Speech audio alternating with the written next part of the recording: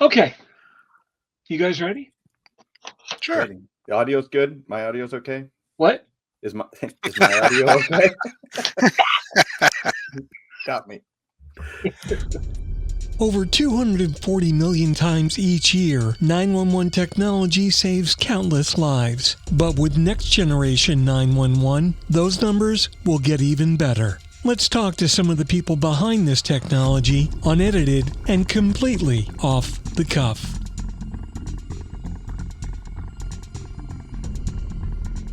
Hey, it's Fletch. I'm Northeast Regional Director at NINA. Welcome to this episode of Off the Cuff Technology Edition. Joining me today are two technology leaders in the industry, Bob Finney III, ENP. Hard to think that there's two others behind him, and Scary also thought. Jim Pate, ENP. Bob, you're from Collier County, Florida. And Jim, you're from Charleston County, South Carolina. You guys pulled off a bit of magic, amazing stuff recently. Why don't you tell us what you guys did?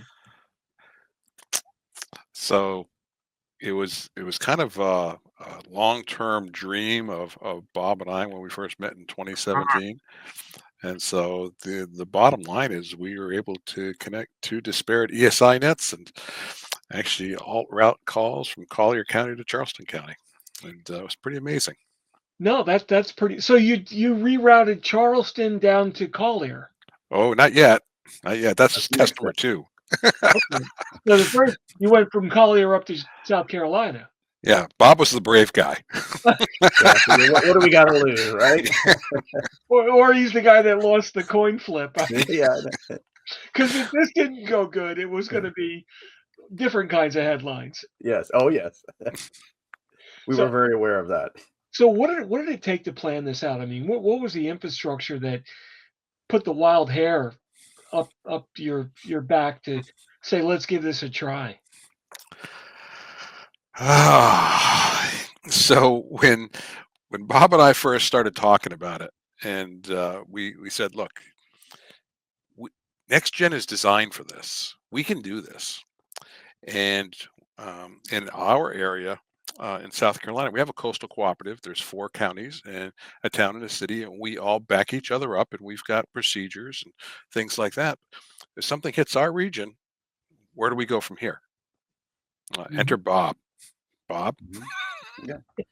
Right. And contrary to what Jim has up there, Florida doesn't, while we have a regional approach in 911, it's not at a state level, it's regional. There's still a very puzzle or a mixed swath of implementations, whether it's vendors, core service vendors, different vendors, many that are still on legacy and haven't even made the decision. So we're in a much more difficult position to be able to do something like what we were able to do, and that's why it was natural for us, even though Charleston being 2 states away, it made sense for us to work with someone like Charleston. So it wasn't just you two guys that kind of planned this out, right? There was a lot of work on the back end, and it actually involves quite a few different people. And there were a couple of names on that list that I wasn't specifically familiar with. What did it take? Who had to get together to do all this? So first of all, if you thought that I had anything to do with this other than having an idea, then you are way wrong. There's a lot of people that helped. Yeah, I'm always way wrong. So that's me. No, absolutely. Jim's idea, for sure. When we started talking, and when he mentioned it, starting talking about this in 2017, the field was even a little different. It was a lot different back then. What was available? Jim wasn't on core services yet. We had just gone on, I'll call version 1.0, which was within Florida data centers. We're on a Motorola network here. But even the some of the capabilities to share data back and forth just wasn't there. And we had much more crude test plan, and we did some early testing back. And actually our next version of tests were planned for the week that the world shut down for COVID. Literally, we had an event plan that we were going to use a real world event, and had some vendors on scene, and it just shut down unbelievably. Would have never thought it would have happened. Wow. So who were the vendors that got involved? I mean, they should get some credit for all this great work too, because it took a lot. Ultimately, the vendors that we did early in the test, we did have some FirstNet involvement because we were using their push to talk. And so we did some testing with that. Rapid Deploy was one of the vendors that helped provide data back and forth. Another one that maybe many haven't heard of, but it was something that Jim was using up in Charleston and turned our attention to, and he can go into that a little bit later, was something called Alistar. Which is another data sharing. And then of course the two larger ones would be Motorola for their next generation core services, and in digital up in the South Carolina area. Yeah. So Motorola, are they in public safety? Yeah, a little bit. They got their hands in a few things. A couple of things. So, what's really amazing, so it's really not a big, huge deal to get a call from one place geographically to another place. That can be done a million different ways. But what was really cool about what you guys did was not only did you remote the call taking up to South Carolina, but you got the CAD to CAD data transfer back to Collier. And that was, from the word I saw in the article, was instantaneous. Mm-hmm. Yeah, we so because of the cooperative we formed, we've been practicing this and had some real life experience doing it. And so we applied the same principles in working with Collier, because quite honestly, in a next gen environment, it doesn't matter whether your call is being answered in South Carolina or Florida. The caller is not going to know. You just do the same process you would normally. And so in that process, it calls for us to have our call takers, because our people are important, by the way. Mm-hmm. I mean, without them, this is nothing. So for them, they take the call, they process the way they would normally, they enter it into CAD. At the moment, we have somebody pulling that out and putting that into what we call an Alistar geoform. And we ship that down, in this case, to Collier County. And they've got the data, and they can dispatch the call from there. In our soon-to-be new world, we will have CAD to CAD. And if we keep pushing this, at some point, I'm hopeful that we'll actually be able to dispatch the call from here, just in case there's a real life scenario where Collier County is not in the building, or Charleston County is not in the building. It goes either way. Right. No, that's really amazing. I mean, it when you get to that level, then you've got to the point, and I remember way back onto the TFOPA meetings in Washington. Yep. There was I had a conversation with one of the commissioners before the meeting started, and he said, "Fletch, how many PSAPs do we really need in the United States?" And I said, "Well," I said, "you could get by with one." I said, "You know what? Realistically, maybe three, east, west, and central. So you got diversity built in. But as far as call volume and the number of people, you could do it at a one center. You'd probably want to disperse that geographically." And he actually mentioned that in his opening statements. And a lot of people shook their heads.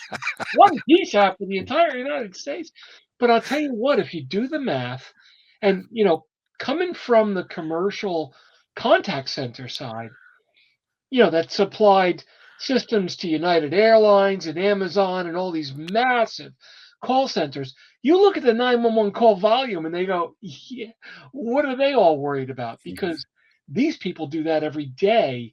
And you look at like the day after Thanksgiving, you wouldn't even believe what their traffic is. And it's those people that can't understand why 911 is not using the modern technology. And you guys proved out, if you just use what's there, the way it was built and what it was built to do. I don't want to say it's not a big deal, but it's not a difficult task. Well, when we approach our industry partners, I prefer to call them as partners. That's who we work with.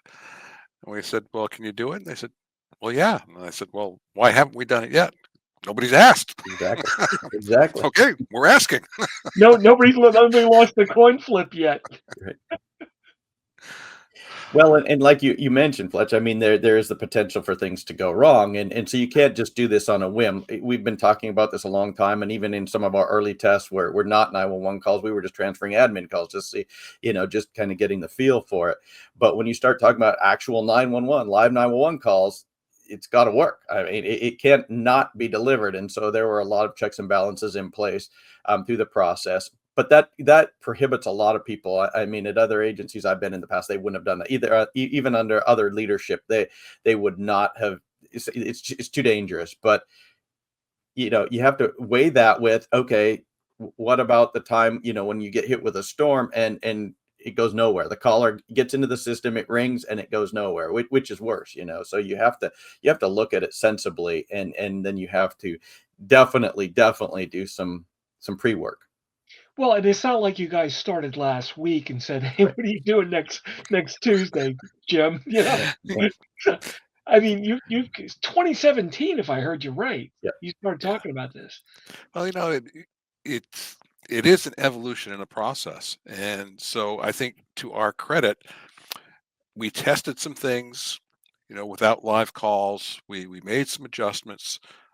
When we do test number 2, where we send Charleston calls to Collier, we're again going to be testing some new things and trying to correct some things that may have not gone right the first time.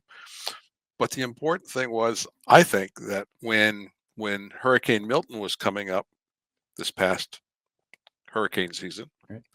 um, Motorola informed us, well, we've already made the connection. So if they go down in Collier County, you're going to get their calls. And we hadn't even tested yet, Wow. that part of the live call. But we were confident enough to say, okay, we can do this. We're ready. And I think that's part of that pre-test part of it. At the end of the day, Jim, somebody has to be first, right? Someone's got to do it. Neil Armstrong put his foot on the moon. Well, that's the rumor, at least. Yeah. But I mean, somebody's got to be first with all kinds of stuff. Um, you look at hey, let's launch a rocket and then land it back in the tower that it came out of. You can't do that. Well, maybe you can if you try it, right? I mean, I watched that thing and was waiting for the explosion, but Right. So interesting enough, Fletch, our partners wanted to have the media in here to record this. yeah. And we said, how about the first test we don't have anybody watch, just in case it doesn't work? Well, so that's a good point. What was your game plan if this went bad? Because at the end of the day, you are dealing with live 911 Yeah. traffic. What was the failover backout plan for this? That was one of the partners we mentioned was a rapid deploy. One of the things was being able, some of the technology over the top, or some of the technology we have to enhance our operations now, it will allow us to see that a call is being placed, even if we're not receiving it, right? And that was something we experienced. Let me see, go back to the storms. I believe it was in Ian, where 3 days after the storm, we actually, the excitement had all passed. We thought most of our call volume was done. And then an officer actually came in and said, hey, people are reporting in the street that they can't get into 911. This was like 6 o'clock in the morning on a Saturday. And it was like, shoot, we did a couple test calls. And yes, it was exactly right. There was an issue, turned out being with the central office and some network equipment.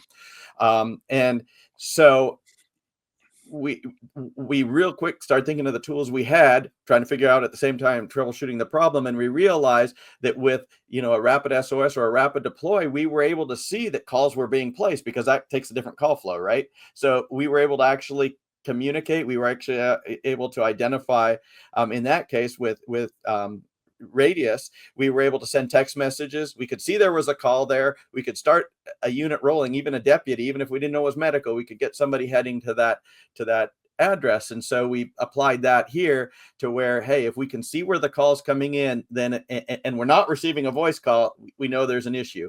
And then as a secondary backup, we also had, we had obviously had each other's phone numbers and transfer buttons so we could reach the centers. But then we also had a radio channel using Motorola's Wave, because we both have Motorola systems, and so we all have a radio channel direct to each other. So we had fail over, so to speak, so that we could reach that, because we didn't want to lose any calls. Sure, and you go back to the Nashville bombing. Steve Martini, I think it was like his first week on the job Mhm. when they lost the central office down there, but they very quickly realized they were still getting the rapid SOS pings. Right. They just weren't getting the calls. And he's like, get the cell phones out of the crate and start calling these people back. Yep. I mean, that was one of those, and I give him a lot of credit for that. That was on the cuff thinking, just, oh my God, we got to do something. And now that's become policy Right. in most places, right? Have backup cell phones. Right. I Absolutely. think that's part of the why and I wanted to do this. We've built these centers, and they're pretty bulletproof. But we don't curse ourselves with the curse of the Titanic. Something could happen. Yep. We want to build in enough diversity and redundancy so that if I can't get my call one way, I can get it another way. If I can't get it, somebody else can. I think that's the important part, not only of how we've built these, but how we test it as well. We wanted to make sure that we could see this from different perspectives so we didn't lose anything. And then our partners, Motorola and Digital, they were online, they were watching the network, they were watching for the calls, they were making sure they were going through. So we had plenty of fail safes in place. So I took, Brian Fonts sent out the press release to the NINA board and said, hey, by the way, here's a great event that happened. And I took it and I reposted that on LinkedIn and Facebook. And I got like over 2,000 views on that, mostly from public safety people. Right. And I think people in public safety go, yeah, way to go, Finney. Way to go, Lake. Good job. And and a couple of people misread it and go, Fletcher, what were you doing involved in that? Like, no, no, no. I was just telling the story. But what about the public, right? We're trying to get all of this money through, make our first responders, make our telecommunicators first responders, get them classified, getting the Saves Act through, getting funding. How do we take this and make this an example to get more public backing for what we need to do for next gen to make this real? Do you And I think know, we can? I think that what we did in the test, I think, based on what I've heard so far, will expand nationwide. Mhm. And I think that and probably the real life experiences, the telecommunicators in North Carolina, having gone through Helene and Georgia and Florida. I mean, when you look at a public safety telecommunicator, and for years we've said, well, when you pick up the phone, you don't know what you're really going to get. Right.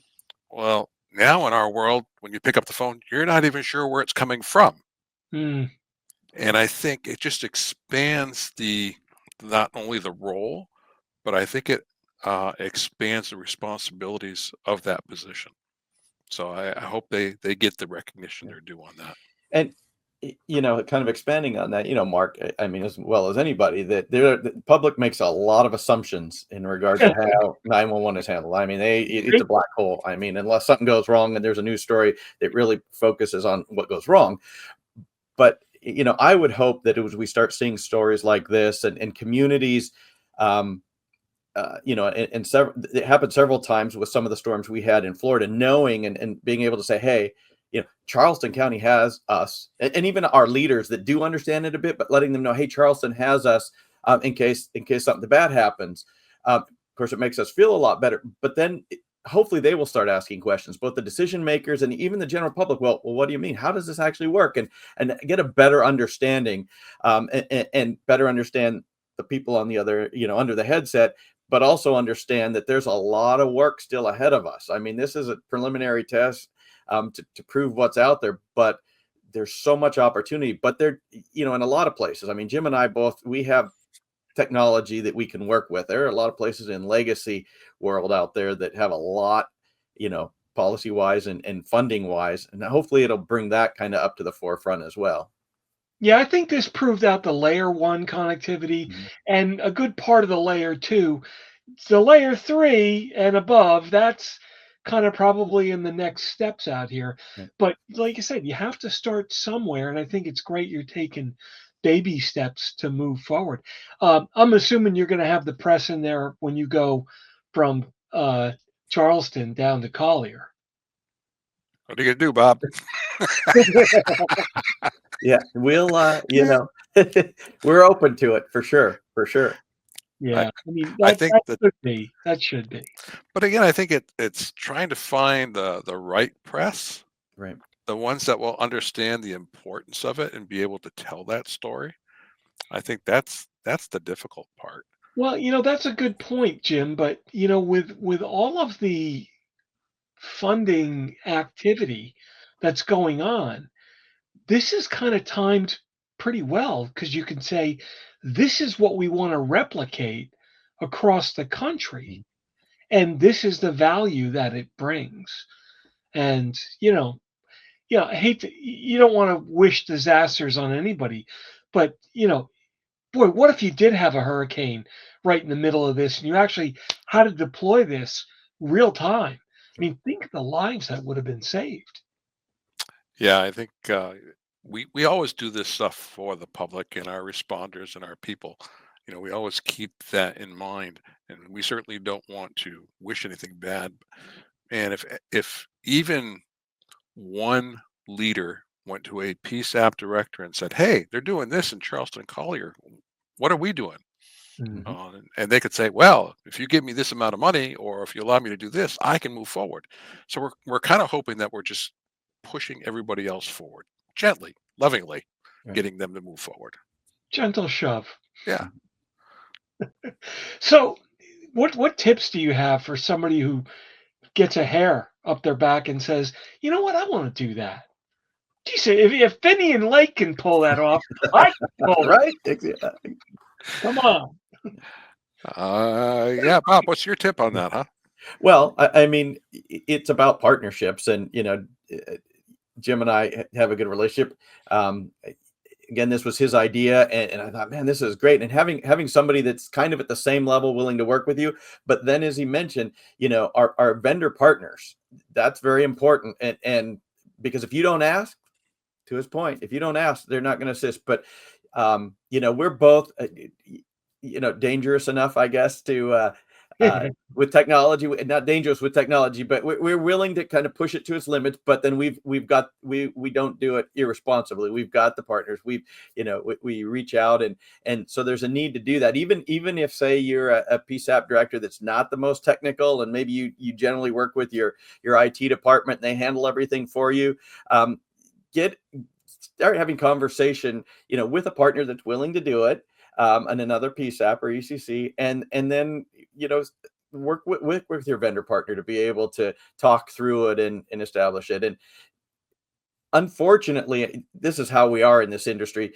We're always focused on what can go wrong, or this is too hard. There's always this finger pointing between vendors, and well, what happens if this happens, or we send the call up there and it doesn't, it doesn't work out.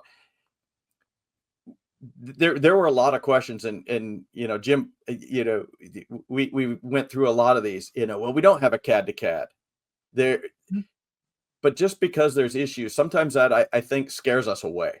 So the point being, I guess, don't get scared about it. Just start talking about it, especially if your decision maker, like you said, Mark, especially if they come to you and say, "Hey, why don't we do this?" That's an opportunity, I would say, to be able to move forward.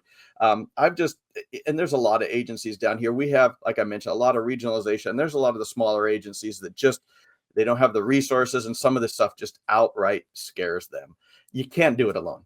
I mean, you can't do it alone. And there's so many people in this industry that are willing to work on it.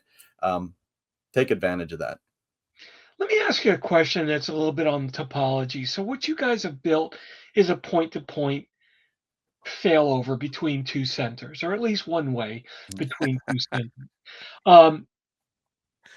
What about if tomorrow somebody from Atlanta calls you and says, "Hey, Finney, I want you to hook up to us as well"? How easy is that with what you've built, or do you have to re-engineer each of these? Because ultimately, you want some kind of mesh. Right. 'Cause, Well, Jim could be having a problem when you need him, right. right? It's an interesting question, and shoot, for 20 years we've been talking about next generation I1. We actually, for those of us in it, we were talking about next generation and talking about trying to understand the functional elements and letting all the real smart guys like you, Fletch, explain to us how all these things were going to work. This was before, you know, the first iPhone was out. I mean, the first thing we actually started talking about, I mean, there was text messaging, but, you know, in the later days, we started talking about sharing videos and images and stuff like that. But the initial concepts, you know, were to be able to have policy-based routing to back each other up and do some of this flexible stuff, transfer 911 calls to the other side of the country. And yes, that is our dream. And, you know, a lot of people probably think, well, hey, I'm on, you know, an EZNet and I have core services. I can do that. We got a ways to go. I mean, thankfully, you know, and there's probably what, a handful, 6, 7 core service providers out there, and they don't all necessarily talk to each other. And that was one of the things, I mean, that we worked through, and both Motorola and Digital were very willing to work on this and work through it. So that was good. And I assume the other, you know, partners are as well.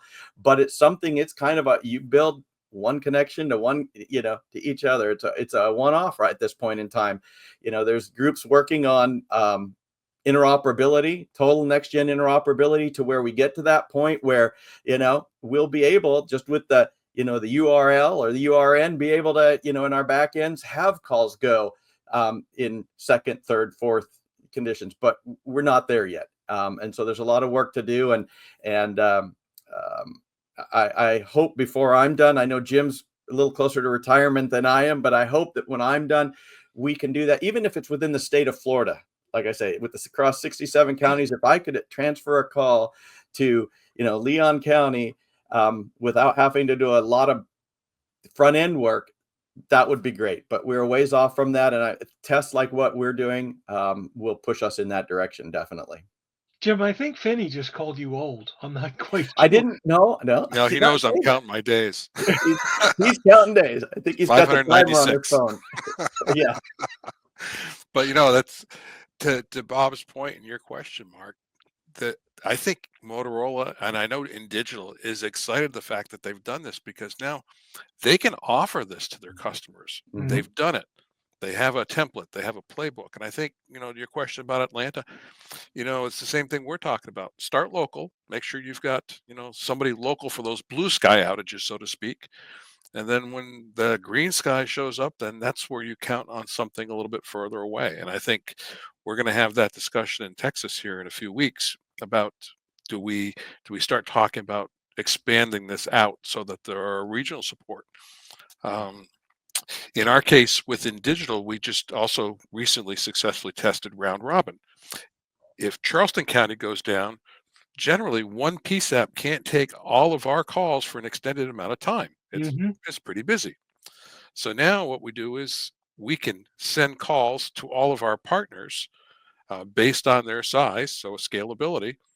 And like when we were getting ready for Milton, our partner stepped up and said, hey, we'll take some of Collier's calls too. And I think that's the way we can support each other, is it's not just one PSAP that's having to take all of these calls, that we can share the load and we can all get that same message back to the PSAP that needs to dispatch the call. Yeah, no, that's fantastic. Well, listen, guys, congratulations. This is, you know, really, this is epic. This is absolutely epic.